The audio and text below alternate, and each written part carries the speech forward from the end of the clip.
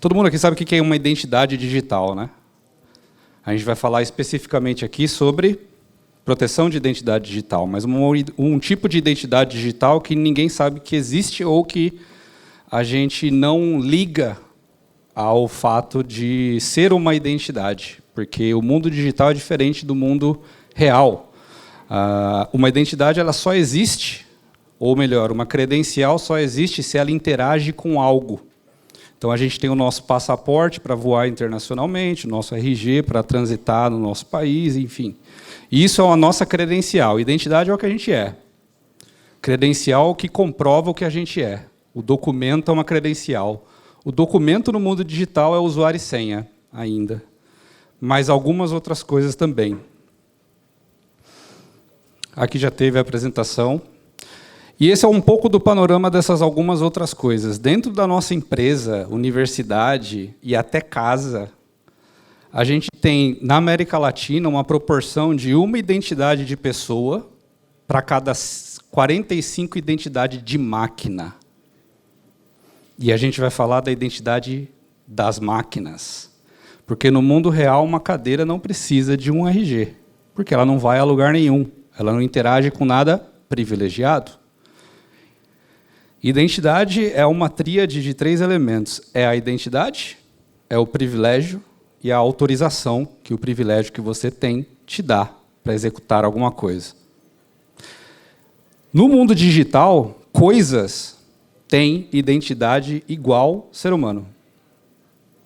Porque coisas fazem coisas no mundo digital, interagem com dados no mundo digital. Um script interage com uma aplicação, talvez não autenticando por usuário e senha, com um teclado, mas em algum momento alguém configurou o usuário e senha daquele serviço para ele chegar em outro serviço. Assim como um videogame, para acessar a sua rede, em algum momento, ele se autenticou em alguma coisa.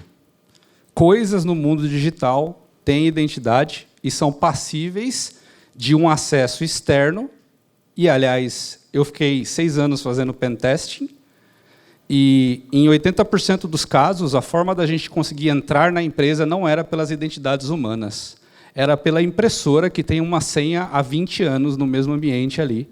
E que, na prática, para o atacante, é a mesma coisa que uma pessoa, porque ninguém controlou o privilégio daquele elemento. Então, a gente vai falar de algumas identidades que agora estão bastante relevantes no que diz respeito à proteção. Uma para cada 45 identidades. Isso quer dizer que a cada identidade de uma pessoa, de um funcionário de uma empresa, a gente tem 45 identidades de máquina. Eu não teria tempo nem em 20 minutos para citar tudo dentro de uma empresa, com hoje o mundo de cloud e DevOps, que tem identidade. 39 milhões de identidades privilegiadas no ano passado vazaram públicas no GitHub, por exemplo. Então, o GitHub é um repositório onde os desenvolvedores fazem push e commit de código no ambiente de DevOps. E ele também é um repositório para se compartilhar e se colaborar em código. E muita gente deixa isso público. E lá no código tem usuário e senha. Porque um sistema é uma identidade. Precisa acessar alguma coisa.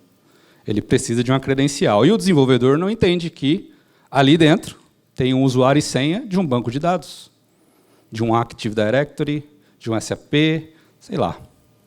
O atacante entende. Essa é a quantidade de identidades que estavam públicas, hospedadas no GitHub no ano passado.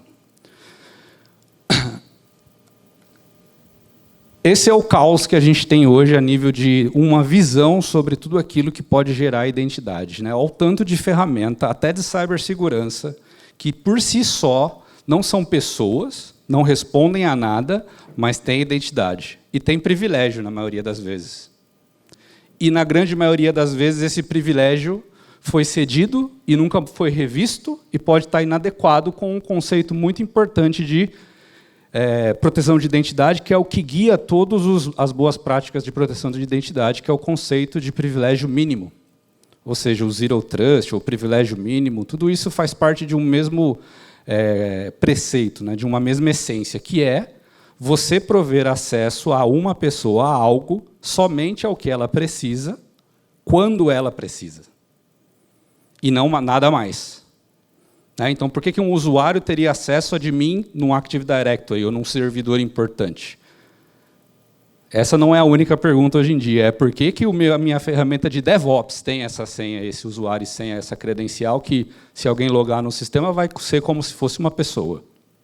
Olha o tanto de coisa que a gente está tendo que se preocupar a nível de o mundo digitalizado. A transformação digital trouxe uma explosão de identidade com a adição de cloud e de DevOps. E IoT. Além disso, a gente tem umas identidades que agora estão na mira das entidades que cuidam da proteção de um certo tipo de ação que a gente toma todo dia, que é a navegação web. Certificados digitais. Certificados digitais são credenciais que autenticam serviços, pessoas ou empresas. Se você entra num site, ao invés dele ser HTTP, ele é HTTPS, isso quer dizer que alguém validou o que o seu site é e a quem ele pertence. Ou seja, o seu site é algo ali que é autenticado perante o que a gente chama de PKI e ambientes de cadeia de confiança pelas entidades certificadoras, como Global Sign, Microsoft, entre outras. Certificados digitais são um problema, porque a gente esquece que eles são identidades. Mas eles estão em tudo na nossa empresa. Tudo que é HTTPS, tudo que é web, tudo que é acessível por um browser. E o ponto é que, falando especificamente sobre a visão de gestão de identidades de máquina, a gente tem esse ciclo de gestionar o acesso, a identidade como a governança em cima da identidade, ou seja, as áreas que controlam isso de forma dinâmica, né? Mas, especificamente em relação à gestão de ciclo de vida de certificados, é algo que a gente tem que trazer para a frente dos assuntos que querem dizer com a proteção de identidade, porque as coisas estão mudando, né? E isso vai ser forçado. Certificados hoje são gerenciados aonde? Qual que é o concorrente do produto da Segura de gestão de certificados digitais? É o Excel. Você tem ali um monte de certificado e cada certificado tem uma data de expiração. E quando o desenvolvedor que criou aquela página web do SAP, de uma aplicação interna, ele gerou aquele certificado, quanto tempo ele colocou para expirar? 20 anos? 6 anos? 30 anos, para eu nunca mais ter que me preocupar com isso. Eu ponho numa planilha, quando for expirar, eu olho ali e mando um e-mail urgente, ou então parou o meu serviço, se expirou. Certificado expirado para o serviço. Certificados digitais, na prática, são arquivos eletrônicos que comprovam a identidade de uma pessoa, empresa, ou site na internet. E aí a gente foca nisso, serviços web, internos ou externos, que são com um protocolo seguro, que é um protocolo autenticado, que é o SSL, TLS. Eles têm um certificado específico para isso, comprado ou gerado internamente, que é o que a gente chama de certificados autoassinados, que só vão funcionar na sua empresa, eles não vão funcionar na internet, porque eles fazem parte da sua cadeia de confiança, não da pública. Mas eles também são certificados. Funcionam no mesmo protocolo ou padrão que chama X509. A função é garantir a segurança de transações online e acesso ao sistema usando criptografia para proteger dados. E esse sistema é muito confiável, tanto que a gente tem o eCPF. O eCPF é um certificado que garante que você é você após uma transação humana que você faz com o Serasa, com o Experian agora, mas com as entidades que geram esses certificados individuais. Você pode comprar o seu certificado, eu acho que estava uns R$400 para você ter um por um determinado tempo, e não ter que acessar, por exemplo, o ECAC do governo com usuário e senha. Você instala o seu certificado no seu navegador, mas ele expira. Esse é o ponto.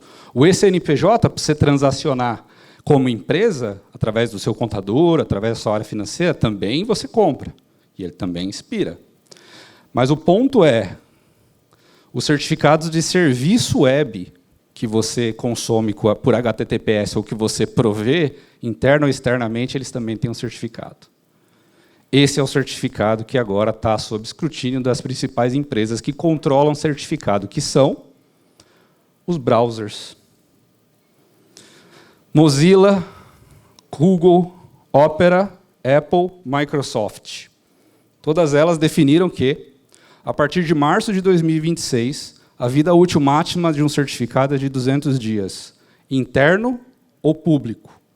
A partir de março de 2027, a vida útil máxima é de 100 dias. E a partir de março de 2029, a vida útil máxima é de 47 dias. 6 meses e um pouco, 3 meses e um pouco, 1 mês e um pouco. Qual que é a média hoje? Anos. Quanto certificado vocês têm na sua empresa? Difícil dizer. A primeira funcionalidade que a gente provê como gestão de certificado é a descoberta dos certificados. A gente vai num banco como o Bradesco, eles têm 18 mil certificados que eles sabem. A varredura do certificado é a primeira etapa. Cada certificado é uma pessoa que está esquecida ali, porque é uma credencial de um serviço. Faz esse serviço funcionar. A questão é que o pessoal fala, mas qual legislação vai fazer com que eu tenha que reduzir o tempo de vida dos meus certificados? É muito pior que uma legislação. É o navegador. Então, a partir de março de 2026, se o seu certificado do seu serviço tiver 201 dias, ele não abre. Isso não é lei. Lei você pode burlar, infelizmente. É uma indicação controlada pelo governo. Aqui não, aqui é código. 201 dias, não abre. Então, a gente está falando de uma questão de segurança, mas aqui a gente está falando muito mais, para a nossa realidade, de uma questão de disponibilidade do nosso serviço. Para reduzir risco de ataque cibernético, e a maioria dos principais e os mais complexos e os mais bem-sucedidos usam de um certificado antigo, ou replicam esse certificado antigo, porque a janela para um atacante, ela é de 47 dias, quem dera.